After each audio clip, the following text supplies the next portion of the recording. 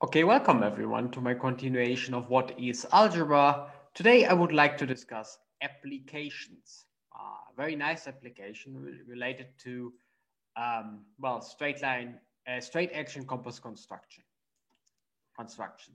So turns out that most of them, let's say most of the ones that were open for a long time, about 2000 years, you could prove that they are impossible by using field and Galois theory, which is pretty impressive if you think that they were open for quite a while. So the Greeks started of doing this. I mean, the Greeks, the old Greek mathematicians were certainly big fans of constructions such as using compass and straight edge, any type of geometric constructions in the plane. The Greeks were pretty big fans.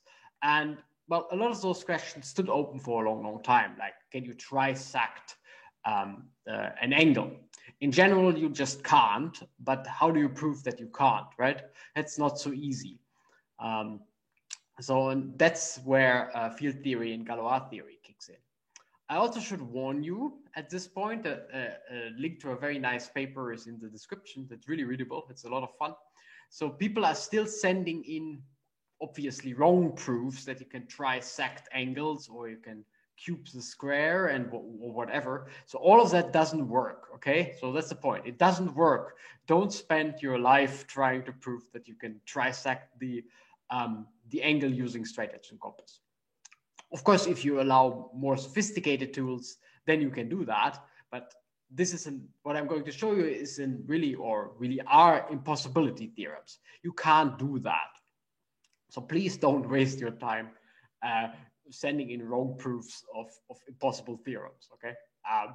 Well, maybe also don't waste other people's time because someone will have to. So that's a funny story. So in mathematics, there are a lot of open problems or old questions or whatever, and a lot of amateur mathematicians try to prove them. And usually that's not a good idea. There's a reason why those questions are open for a long time. And math institutes, so usually they send their solutions to math institutes, so per letter or nowadays probably per email. And math institutes usually have a kind of a standard reply like, okay, thank you for your inquiry. The first mistake is on page 4, line 12, something like that. So a lot of people try to prove a math theorem, for example, mostly because it's of course so easy, and it's still ridiculously hard to prove, right? So I say it again, don't spend your life trying to prove those things. For color theorem, don't try to find a nice proof. It probably doesn't has any nice proof, so don't do that. But for those problems, it's even worse because people kind of don't seem to understand that they're impossible. They still try to do that and spend hours and hours and weeks of their life trying to prove it. So also please don't do that. Rather read the funny, actually really funny article in the description, which is linked in the description. Anyway, this was too much waffle. So let's actually start with the problem. I'm going to run Mathematica in a second, but what you see here already is the game. The game is constructions by straight edge and compass, and in this picture, what is constructed is the red one. So it's a pentagon. So you can construct actually the pentagon by straight edge and compass. As I said, I'm going to run Mathematica in a second. Link to the demonstration is in the description. So this is a really classical one, and I'm going to show it to you. But first, let's set up the rules of my game. So I will start with the set M, and I always have this set around, M. And you can think of this set as being very, very small. So it should contain at least 2 points, 0 and 1. So here I have my origin, which is 0, and I have the point B, which up to scaling is, let's say, 1. And I would like to see them as complex numbers. So it's a planar game, so it's R2, but I would like to see them as complex numbers. That's why I write 0 and 1. So let's start with some set. The set can be bigger, but it shouldn't be too smaller. And you're allowed to do, well, 2 operations. You want to increase the number of points in that set. So strictly speaking, you're not constructing the pentagon itself, but only the points of the pentagon.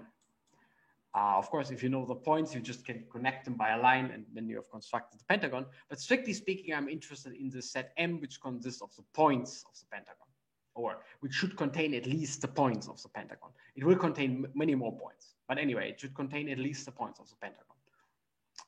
And the two operations you're allowed to do are, of course, using straight edge or compass.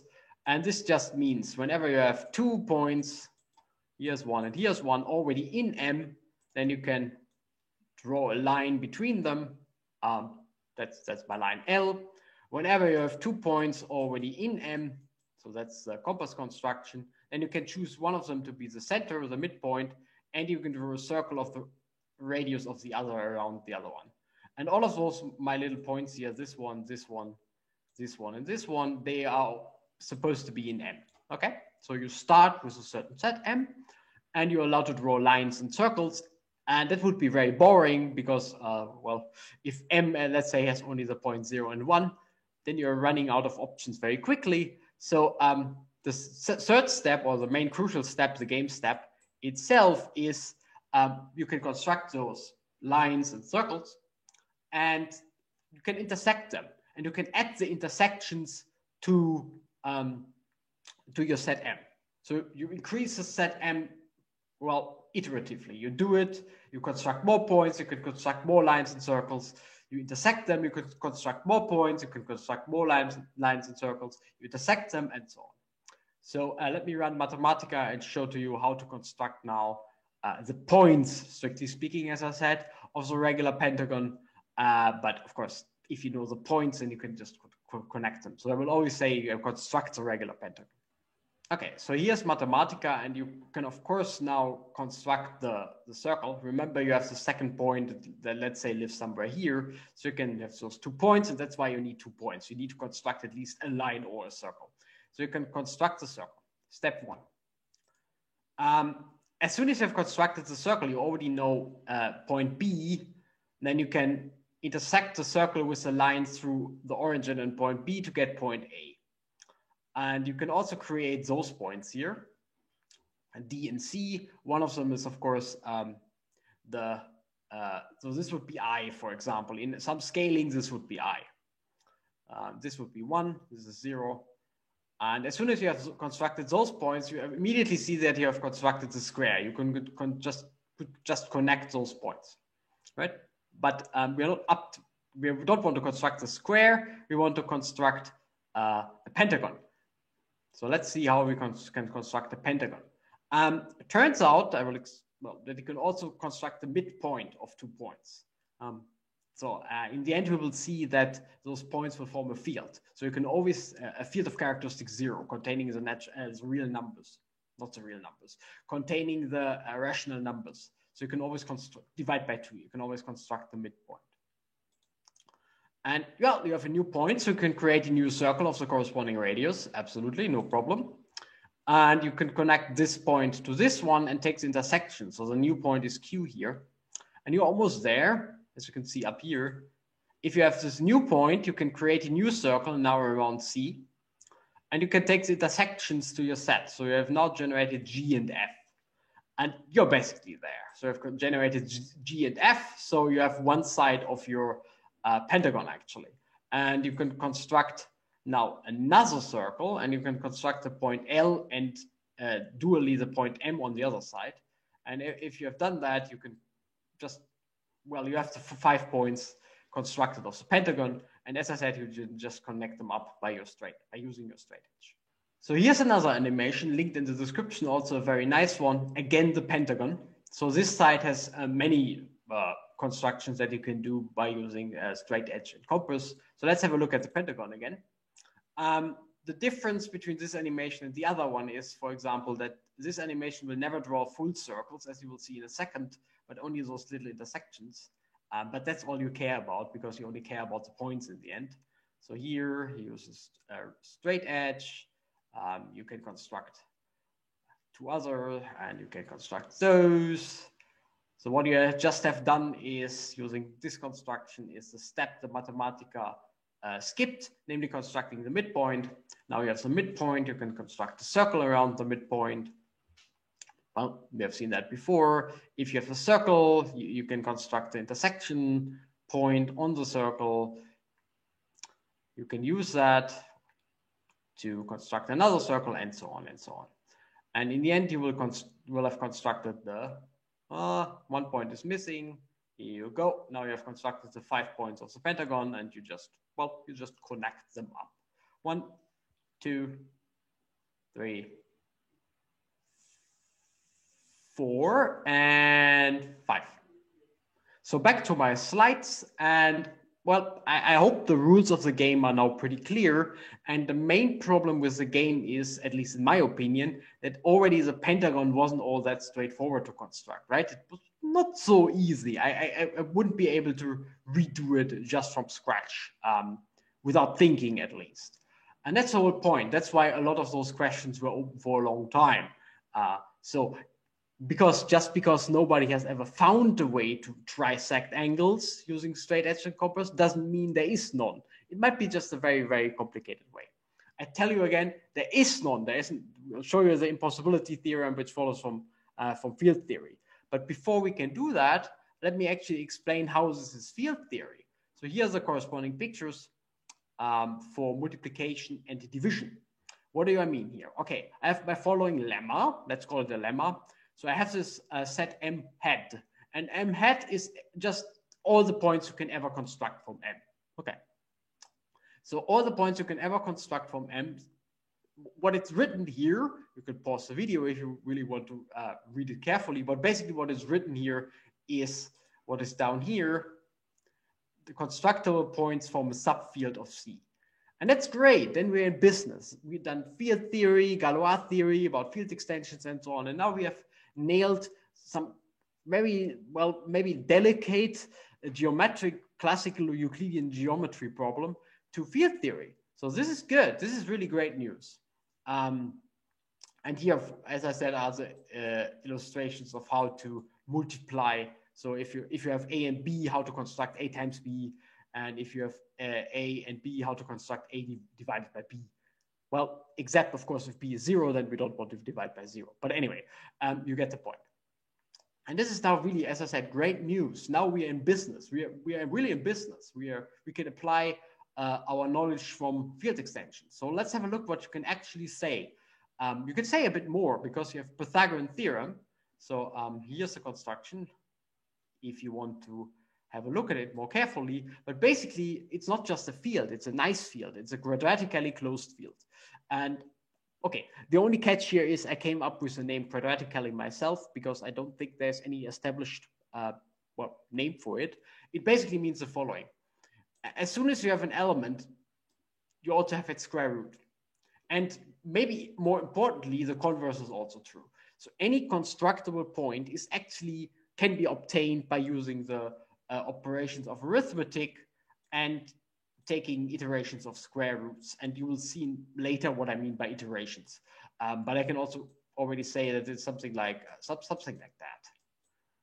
This would be an iteration of square roots. Right? So such a point is constructible.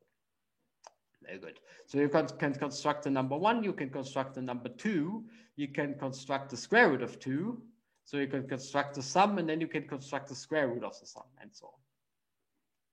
And the point then is, and here comes the connection to field theory, if we let our starting field to be just, well, basically it is the rational numbers, depends a little bit what you want to put into M.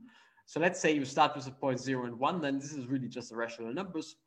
And any constructible point, well, will create some algebraic field extension over it, and the degree of the field extension will be some power of 2. And then you're basically there, because if you have some power of 2, then you can't construct something like a third root of whatever, 3, for example, because it would require something of odd, not of odd degree, but of degree which is not just the power of 2. So this one would live in a degree 6 extension, for example. And what you can actually show using, well, Galois theory is that the following is equivalent. A point is constructible if and only if there's a Galois extension where it lives in, and the Galois extension is of degree of some power of 2.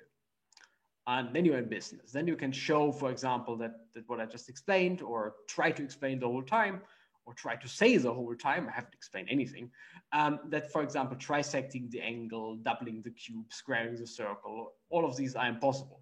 Because squaring the cube, for example, would need something like this number to be constructed, doubling the cube. Squaring the circle would need something like pi to be constructed, and pi is transcendental. Okay, that's not a trivial proof, but okay, that was kind of known anyway. Trisecting the angle would also require some numbers that you can't construct using this iteration of roots, just square roots. So you can rule out that this is possible, and that's really, really good, because again, if you just try it again, right? Try to construct the 5-gon using only circle, only compass and straight edge. It's not so trivial. So how can you rule out now that you can do those operations? Just because no one has found them doesn't mean anything here, right? But it's really impossible. Again, there is this nice article about people who still try to prove that that you can do it. Don't waste your life doing that, okay? So you can't in general. By the way, oh, that's fun. It's not saying that you can't trisect all angles. It's just impossible in general, for example. So what these wrong proofs very often do is you start with an angle, then because you have a field, basically it's what I explained, it's not so hard to construct the triple of the angle, and then they trisect the triple of the angle. That's not very impressive. You can do that, of course, but in general, you can't trisect an angle. And this is really an impossibility theorem. And my last slide will be about this little sentence here. It also gives you an effective criterion to construct a regular n-gon. So our starting point, a regular 5-gon. Turns out that the regular 5-gon is, I will run Mathematica in a second, so this is a 17-gon. But basically the theorem, which sometimes is called the Gauss-Wanzel's theorem, is the following. The regular n-gon is constructible if and only if it's a power of 2. We already know that. So you can ignore that. We kind of know that because those points are always constructible. You can always throw them in as well. And kind of the main meat here, so this is kind of boring. We already know, well, maybe I shouldn't say boring. This is kind of Galois, okay, if you want. This is the field extension part. And then there are those funny numbers, and this is where those two people come in. And so it's constructible if and only if n is up to this Galois part a product of certain prime numbers which are of a certain form, which are called Fermat prime numbers. So let's look at this sequence. So for j equals 0, this is 2 to the 0, so it's 2, okay? For j equals 1, it's 2 to the 2 plus 1, that's our 5-gon, and it's still it's a prime. The next one is 17, and so on. And you only can pick out the primes from this sequence, okay? So the 17-gon is constructible, and by what I just showed you here and here, so they are constructed by iterations of those square roots, you should be able to basically write down the corresponding angle, some cosine over 17, in terms of square roots. And of course, you shouldn't look too closely at this formula, but it's very impressive, actually. I wasn't aware that you can write down, before I learned this, that you can write down a cosine of 2 pi over 17. You can ignore the 16 here in front if you want. It doesn't matter so much. That you can write it as a square root, as an iteration of square roots, which I find very impressive. So let's have a look at Mathematica, because the construction of the 17-gon is a bit involved.